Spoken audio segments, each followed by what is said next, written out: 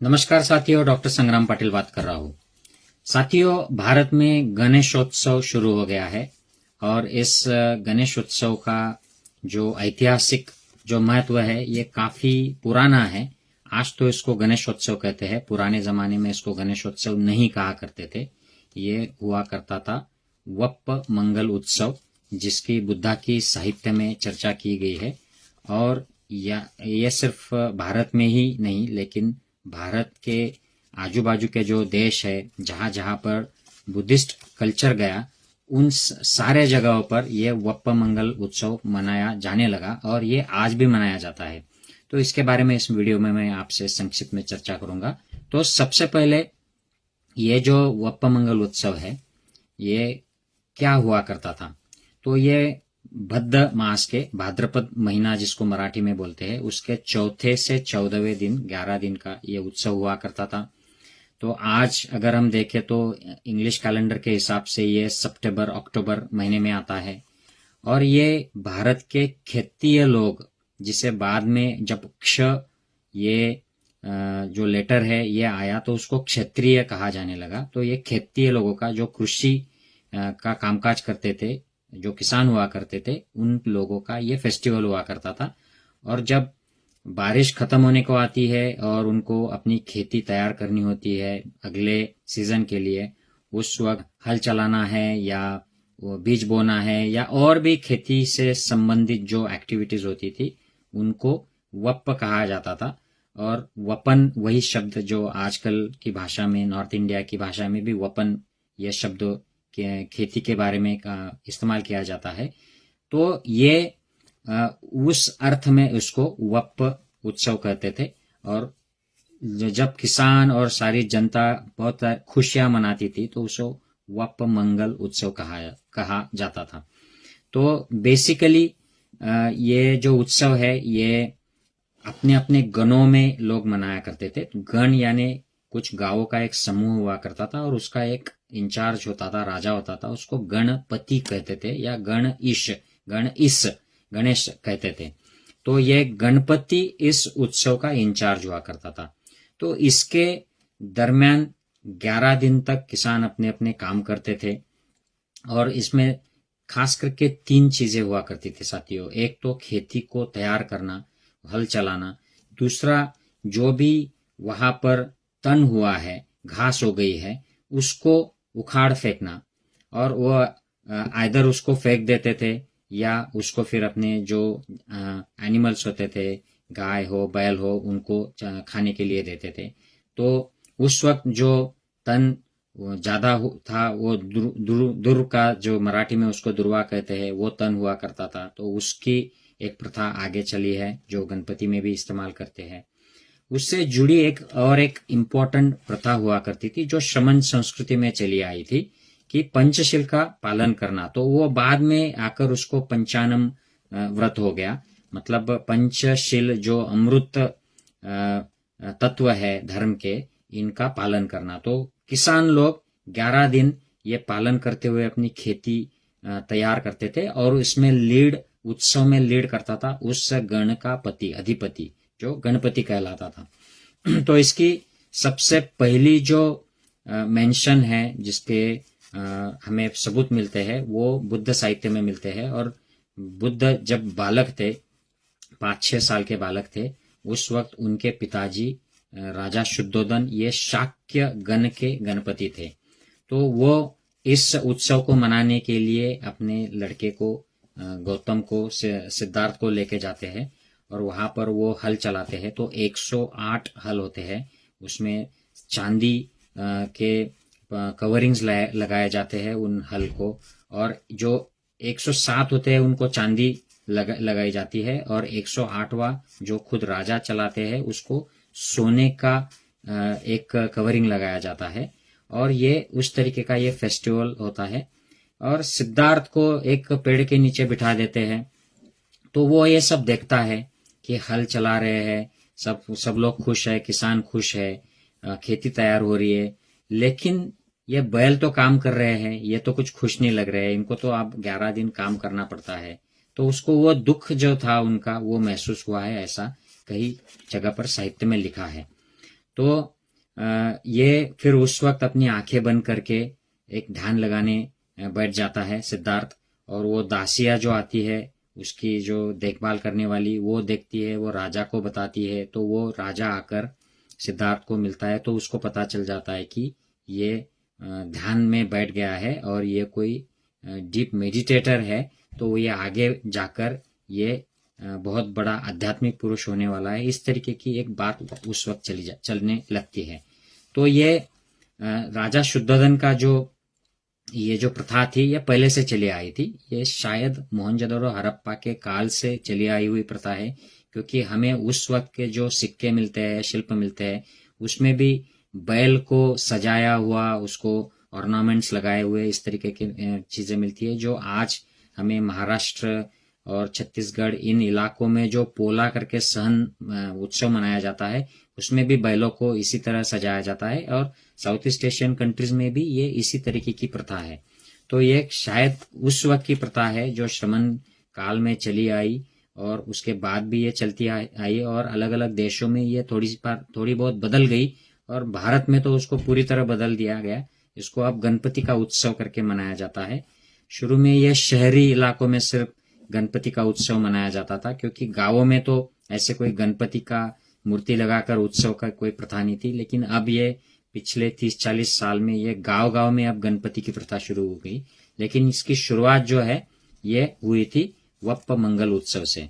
आप अगर ठीक से याद करें तो रामायण जो काफी बाद में लिखी गई है बुद्धिस्ट साहित्य के, उसमें भी राजा जनक ये वप्प मंगल उत्सव मनाने के लिए खेत में जाता है, हल चलाता है, और हल चलाते हुए उसके हल के बीच में एक पेटी अटक जाती है, और उस पेटी में उसको एक लड़की मिलती है, वो सीता होती है। अब तो ये तो सिर्फ पुराण कथा है, ये सच का हिस्ट्री नहीं है, क्योंकि सीता, राम, लक्ष्मण, भरत, ये जो कथा है मूल, ये बुद्धा ने जातक कथा में सुनाई थी 2600 साल पहले, और अपने पूर्व जन्म में वो राम करके वाराणसी में राजा दशरथ के यहाँ पर जन्मे थे, और सीता, राम, भरत, लक्ष्मण ये सब भाई बहन थे, ऐसी मूल कथा है। उसकी बाद में ब्राह्मण साहित्य में, रामायण में सीता को राम की पत्नी और इस तरीके का वो चेंजेस बता दिए। तो ये सिर्फ ये कथा है जो मूल कथा से काफी अलग है, लेकिन राजा जनक के जरिए इस प्रथा को, वप्प मंगल उत्सव को बताया गया है रामायण में भी, जो काफी बाद में आया है, 9वीं, 10वीं, 11वीं सदी में यह फाइनलाइज हुआ है। उसके बाद में भी उसमें चेंजेस होते रहे। साउथ ईस्ट एशियन कंट्रीज में Thailand, Sri Lanka, China, Japan, Cambodia, इन सारे देशों में ये उत्सव आज भी मनते हैं। बर्मा में जब तक वहां पे राजा हुआ करते थे तब तक ये राजा इसमें पार्टिसिपेट करते थे। आज देश के प्रेसिडेंट, जहां जहां पर लोकतंत्र है, प्रेसिडेंट आकर इस फेस्टिवल में पार्टिसिपेट करते हैं, बैलों को सजाया जाता है। ठीक उसी तरह किया जाता है जैसे इंडिया में महाराष्ट्र, छत्तीसगढ़, इन इलाकों में बैलों को सजाते हैं, पोला को। और पोला ये ठीक 2-3 दिन पहले आता है वप्प मंगल उत्सव के, तो इसमें थोड़ा सा बदलाव रहता है पोला में। पोला ये पोलासुर के नाम से, आसुर ये बुद्धिस्ट जो फॉलोअर्स थे उनको आसुर बना दिया गया ब्राह्मण कल्चर में, तो उसके नाम से ये पोला है, ऐसा कहा जाता है। और इस दिन बैलों को आराम दिया जाता है, सिर्फ खाना दिया जाता है, उनको स्वीट खिलाया जाता है, सजाया जाता है, और उनको रिस्पेक्ट दिया जाता है, जो हमारे लिए साल भर काम करते हैं, और आने वाले वप्प मंगल उत्सव में वो काम करने वाले उस काम के लिए उसको कृतज्ञता व्यक्त करने के लिए पोला मनाया जाता है। तो ये भी काफी पुराना उत्सव भारत का है। तो अब देखते हैं कि ये आज के दिनों में ये कैसे परिवर्तित हो गया।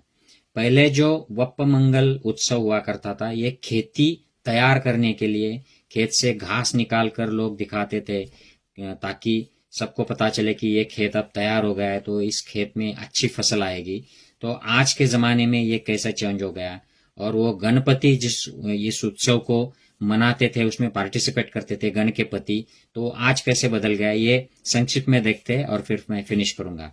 तो आज हम देखते हैं कि जो पहली, दूसरी, तीसरी सदी में बुद्धा के जो फॉलोअर्स थे, और तो उनमें एक प्रथा चली कि जो भी बात बतानी थी, जो भी बुद्ध के साहित्य में या जातक कथाओं में बातें थी, उनको मूर्ति, शिल्प या प्रतिमा के रूप में प्रेजेंट करना।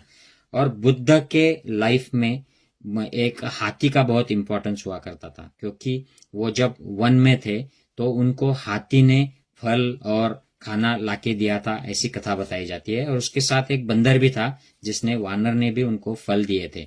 तो वानर का जो, उनके पिछले जन्म का जातक कथा का भी एक वानर की स्टोरी होती है, जिसमें वानर राजा होता है अपने गुट का। तो उन स्टोरीज को बनाकर एक हनुमान की कथा रामायण में आई है।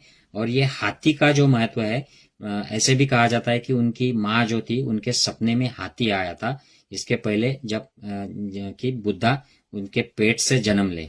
तो हाथी का ये इम्पोर्टेंस जो था, वो गणपति नाम की एक प्रतिमा उसमें बनाई गई थी, जिसमें हाथी का मुंह उनको लटकाया गया था और उनका पूजन भी किया जाने लगा। लगभग 5वीं सदी में इसका एक ग्रुप तैयार हुआ। कुछ लोग इसको गणपत्य नाम के एक पंथ बनाकर वो उनकी प्रथा शुरू हुई। ये 9वीं सदी तक आते आते बढ़ गई थी, काफी पीक पर आई थी। और ये मौर्य जो वंश के राजा थे, उनके जमाने में ये बढ़ी। तो वो हम देखते हैं कि वो मौर्य जो गणपति बाप्पा मौर्य, तो वप्प हो गया बाप्पा, और वो राजा जो थे उनका मौर्य हो गया। और गणपति जो गण का पति हुआ करता था, राजा हुआ करता था, वो एक मूर्ति में आ गया। और इसको अष्टविनायक भी बोलते हैं। अष्टविनायक फिर ये बुद्ध के आर्य अष्टांगिक मार्ग से ही लिया गया है। और आर्य अष्टांगिक मार्ग जो था, ये मुक्ति के लिए जो 8 विनय गुण आवश्यक होते हैं, उनको आर्य अष्टांगिक मार्ग या अर्यो अट्टंगिको मग्गो कहा करते थे। तो वो मूर्ति के साथ, जो हाथी के मुंह वाली जो मूर्ति है, उसके साथ ये सब जुड़ गया। और ये बुद्ध के मुक्ति के मार्ग का प्रतीक ऐसे करके उसको पूजा जाने लगा। तो बाद में महाराष्ट्र में 8 जगहों पर जब पेशवा सत्ता में आए थे छत्रपति शिवाजी के बाद, उन्होंने इन 8 जगह जहां पर बुद्धिज्म का एक टीचिंग हुआ करता था, उनको टेम्पल्स में कन्वर्ट किया, डेवलप किया।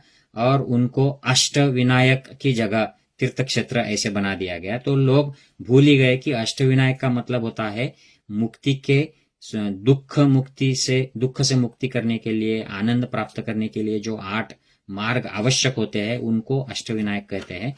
लेकिन आज हम देखते हैं कि लोग 8 जगहों पर अपनी तीर्थ यात्रा को जाते हैं और कहते हैं कि हमने अष्टविनायक की यात्रा कर ली। तो यह ऐसे अपभ्रंश उसका हो गया। तो साथियों, हम देखते हैं कि ये जो प्रथा थी खेती करने की, खेतीय लोगों की, किसानों की, 11 दिन का ये जो महोत्सव हुआ करता था, ये अलग अलग देशों में चेंज हुआ थोड़ा बहुत, लेकिन भारत में ये कम्प्लीटली चेंज हो गया। ये श्रमण परंपरा थी। बुद्धा के बाद इसको और ज्यादा पुष्टि मिली थी, और ज्यादा इसको शील, समाधि और प्रज्ञा के माध्यम से मनाया जाने लगा था। लेकिन आज हम देखते हैं कि ये ब्राह्मण धर्म की प्रथा हो गई है। और जो मूर्ति आर्य अष्टांगिक मार्ग का मार्ग बताने के लिए तैयार की गई थी, उसको गणपति का देव ईश्वर बनाकर ये ब्राह्मण धर्म का एक दैवत हो गया है और इसको हिंदू लोग मनाते हैं। लेकिन ओरिजिनली ये हमारे पुरखों ने जो शुरू किया था, ये खेती का त्योहार करके शुरू किया था। और दुख मुक्ति का, शील समाधि प्रज्ञा का मार्ग याद दिलाने के लिए सारे क्षत्रियों को, खेतियों को इस तरीके से ये व्यवहार भाद्रपद के महीने में भद्द मास के चतुर्थी से 14वें दिन तक 11 दिन का ये फेस्टिवल हुआ करता था। तो मैं वप्प मंगल उत्सव के इस पर्व की आप सबको शुभकामनाएं देता हूँ। इसको फॉलो करने के लिए शील, समाधि और प्रज्ञा, ये जो भगवान बुद्ध ने जो हमें मार्ग बताया है, उस पर चलना जरूरी है। तभी सही माने में सबका मंगल हो सकता है। मूर्तियों की पूजा करने से और डीजे लगाने से और नशा करके एंजॉय करने से ये मुक्ति नहीं आएगी, आनंद नहीं आएगा, उससे तो दुख बढ़ेगा और हम ये दुख चक्र में फंसते जाएंगे। तो इसके लिए जरूरी है कि हम पंचशील का पालन करें, समाधि लगाए और प्रज्ञा का अभ्यास करें। तभी सही माने में गणपति, ये जो फेस्टिवल आज मनाया जा रहा है, वप्प मंगल उत्सव, इसका फायदा हमें होगा। सबको बहुत बहुत शुभकामनाएं। सबका मंगल हो। जय हिंद साथियों।